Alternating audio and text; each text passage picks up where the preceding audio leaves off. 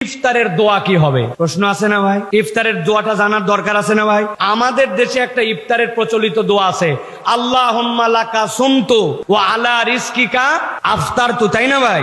এইটা দোয়া হিসাবে ভালো, আপনি বলতে পারেন, কিন্তু এইটা নবী করিম সাল্লাল্লাহু আলাইহি ওয়াসাল্লামের সুন্নাহ সম্মত শেখানো দোয়া নয়। নবী করিম সাল্লাল্লাহু আলাইহি ওয়াসাল্লাম একটা দোয়া শিখাইছেন, আপনি একটু অবাক হবেন।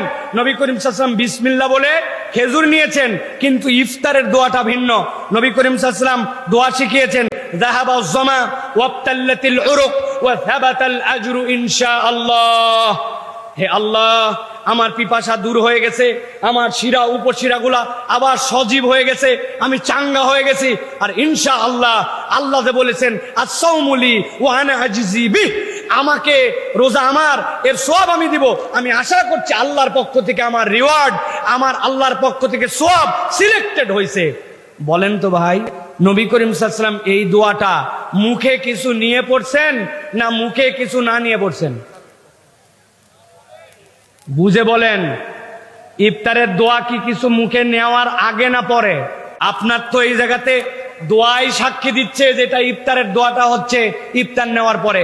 জাহাবাজ জমা, আপনার পিপাসা দূর হয়েছে, আপনি বোতল হাতে নিছেন, বোতল হাতে নিয়ে বলতেছেন জাহাবাজ জমা, পিপাসা দূর হয়েছে, আপনি পানি মুখে দেন নাই, পিপাসা দূর হলো কেমনে?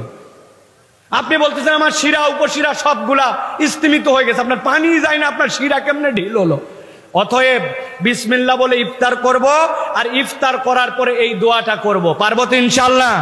শিখে নেন, বলেন যাহাবাজ জামা ওয়াবতাল্লাতিল উরুক ওয়া সাবাতাল আজরু ইনশাআল্লাহ।